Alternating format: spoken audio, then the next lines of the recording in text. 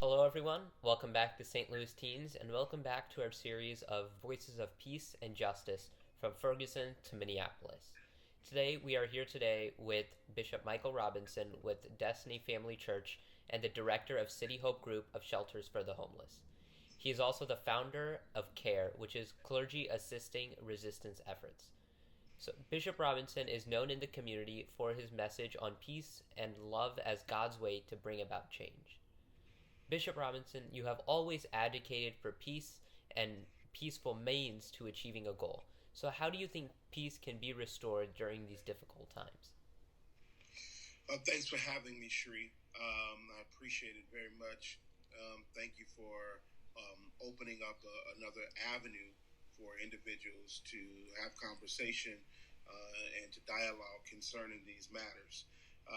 I think that in order for us to really come to a peaceful resolution or peacefully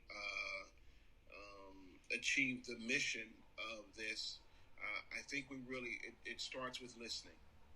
It starts with listening because so many times individuals are very quick to make snap judgments on and make a judgment on how a person should be feeling during times like this. It's very easy for someone who has never been a part of or never had any situation like this happen to them to make a very snap judgment that is very insensitive. And so I think we need to pause, take time, and really begin to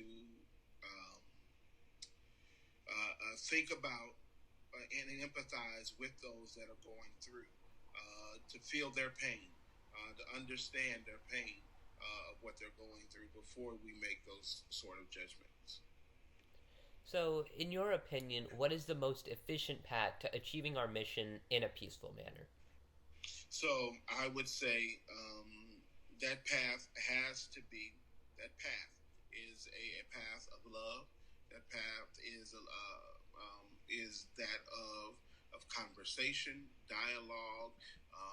It is the only way that we're going to really resolve anything.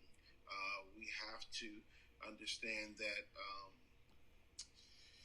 For me, we have to know that this peace only comes from God, and we're going to have to allow Him to lead us and guide us through these situations. And I know that you were a big part of the Ferguson movement in 2014. And from your experience then, do you think our country has made any progress in these past 6 years in terms of, whether it's in terms of better policy or in executing in any other part of the solution? When you specifically, you said the country. No, I don't think the country has. I think there have been small places that have. When we begin to look at what Ferguson is doing, it brought a lot of attention to the situation in Ferguson, and because of the attention, now we're looking at Ferguson, who just recently elected its first African American mayor. When we look at the city council, it is now a great representation of the population of Ferguson, and so things are changing in there. It took 6 years to make it happen, but things are changing. However, nationwide, we are too slow at making this change, and it should not take this long. I just watched the memorial service for Mr. Floyd, and one of the things that the Reverend Al Sharpton said was that we have to begin to value Black lives the same as we do others. Because if this sort of crime had happened to a white individual, then it would not have been just like, oh, well, we got to make some changes. Oh, we got to do this. No, they would have been instantaneous arrest. Things would have been instant. That would have happened instantly, and instead of this long, drawn-out process. We have to begin to value everyone's life the same. And you were talking about sort of how Ferguson, you think, has made some progress in these past 6 years, and talking about what has worked in that electing its first African American mayor, and having a city board that is more representative of the actual population.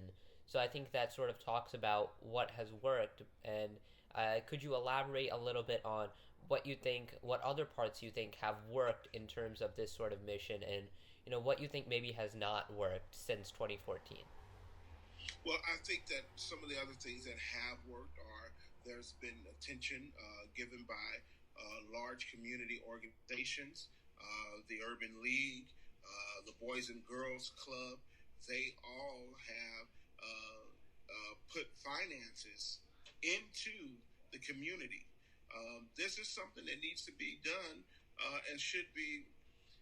I mean, we shouldn't have to mandate it, but it should be just something that naturally occurs if you know that you're in a community and you're benefiting from the community. I'm talking about businesses and corporations. If they are benefiting from these communities, why not pour back into them?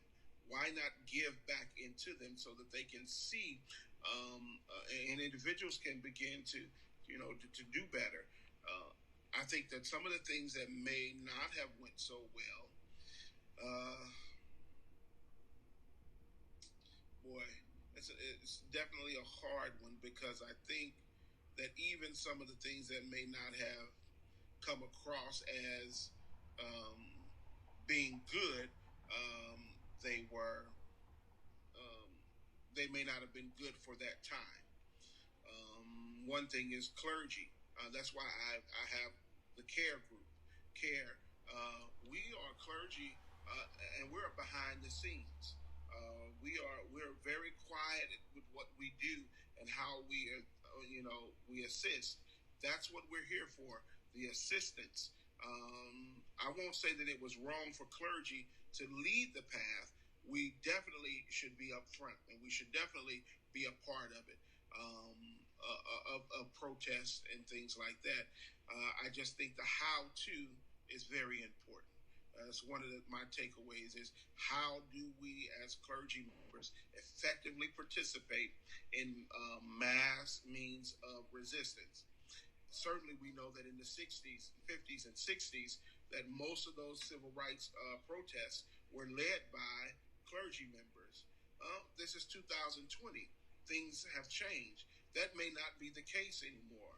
So my job as a clergy member now is to get behind the young, strong voices and to provide everything that they need, to provide all resources that they need in order to fight strong. And Bishop Robinson, what is your message to America as a nation, and how can everyone help during these times to further the solution? My message to the nation would be to um, let's get rid of racism. Let's get rid of racism. It's ugly and it has absolutely no place within our nation. We have to remember that the blood of the blood of many ancestors, the blood of many people have helped to build this country. And we have to know and realize the diversity that this country was built on and what it was intended to be. Let's get rid of the racism. Let's begin to look at how we do things. Take a good look at it. When we're looking at these occurrences that continuously happen, we have to take a time to pause and think about what it is that's happening, how it continue, and then look at how does this continue to happen. What do we need to do differently? I need America not to be afraid to do it different. Bishop Robinson, we thank you so much for not only taking the initiative to strengthen our community through love and peace, but also for being a critical part during this movement. We thank you for your work and for your time and for answering all of our questions today. Thank you, Shri. I appreciate you, sir.